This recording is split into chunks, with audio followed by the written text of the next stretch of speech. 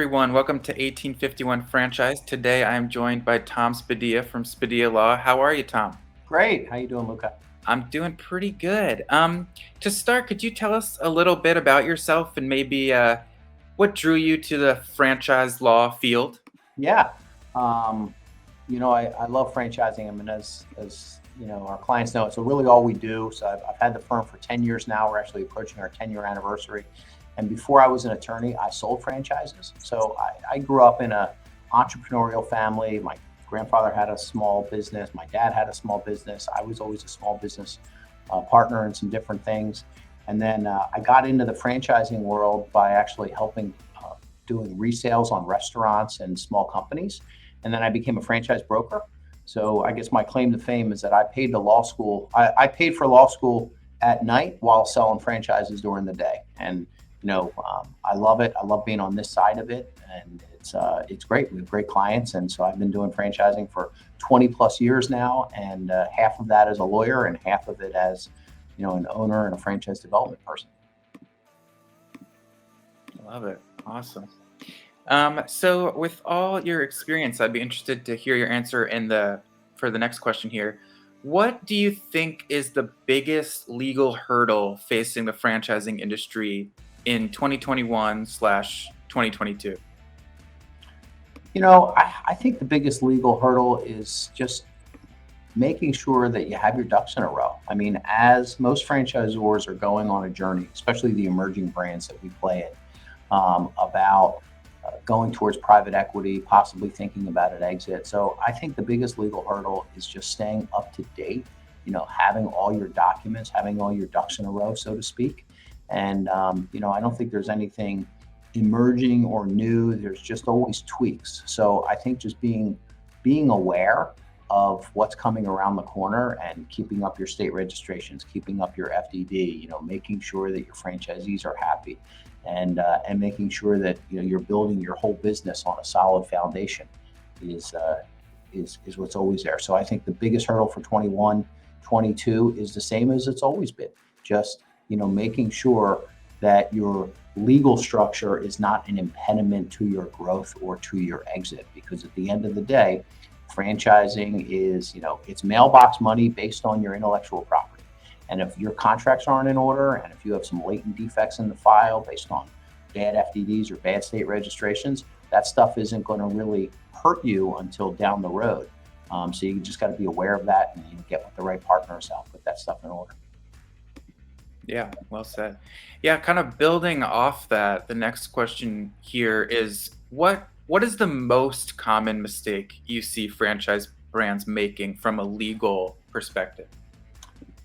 I think the most common mistake is not crossing their T's and dotting their I's. It's one thing to have great documents, but it's almost ironic. It's like the franchise people are process oriented. They sell their processes to their franchisees, and many franchisors don't really have a buttoned up process for how they're going to have their legal documents. I mean, we've done some due diligence for private equity brands buying small brands, and then we go in, and they had great franchise law firms. They had great documents, a great FDD, a well thought out franchise agreement. But then you get into the file, the receipt pages aren't signed, or the exhibits aren't signed. Maybe it's a lease and they never got the conditional assignment of lease signed, and just all these little nits and gnats that aren't there. And I'll tell you, your suitor, or if you have a problem and you're in a fight with a franchisee or someone's buying your system, those T's and I's, they have to be crossed and dotted, because that is going to have it. So I think the biggest mistake, most systems that when we take over the client, we do a deep dive, kind of do a pre-due diligence. I don't think we've ever really seen it perfectly buttoned up. So I think the biggest mistake is not recognizing that it's not just the document. It's not just how good your contract is, but it's how well executed it is, how well you have that process down pat. And so that people lose sight of that. They lose sight of just how important that is. So I think from a legal perspective, that is by far the most common mistake, is they don't get the process right. Right, definitely. On the franchisee side, the next question here, what is one thing you think every prospective franchisee should know before joining a specific franchise brand? Yeah, that's a great question. I mean, I think they have to know what the culture of the brand is like. They have to talk to other franchisees in the system. You're making a quantitative analysis, but really don't fool yourself by the numbers. You're making a qualitative decision. You are joining a group, you are joining a culture, an ecosystem. The franchisor is going to hold most of the cards, so to speak, in terms of the leverage. And that's not necessarily bad. You should beware of any system that is too weak. Beware of any system that gives in on all of your demands, because your investment is dependent on how successful your neighbors are and how successful the whole system grows. The strongest franchise systems have the strongest brand standards, and they enforce it the most rigorously. And that's not necessarily bad for an individual franchisee. So I think what every prospective franchisee should know is that they are joining a culture. Is this a culture that they feel they can find success in? Can they identify with the top performers in that franchise system? And a lawyer's not going to tell you that. A franchise consultant's not going to tell you that. A franchise salesperson's not going to tell you that. They have to be brutally honest with themselves. If they have the skill set, the background, the temperament to match and be a part of that team, because you are part of a team as a franchisee. And if you resist that and you think, oh, we can do it better, don't do it. Don't do the deal. You can always get out of it. Franchisor, it's hard for them to get out of it. So that's what I tell every franchisee. You got to go in knowing, is this a brand and a culture that you're going to be proud of, that you want to be a part of, that you're going to embrace it?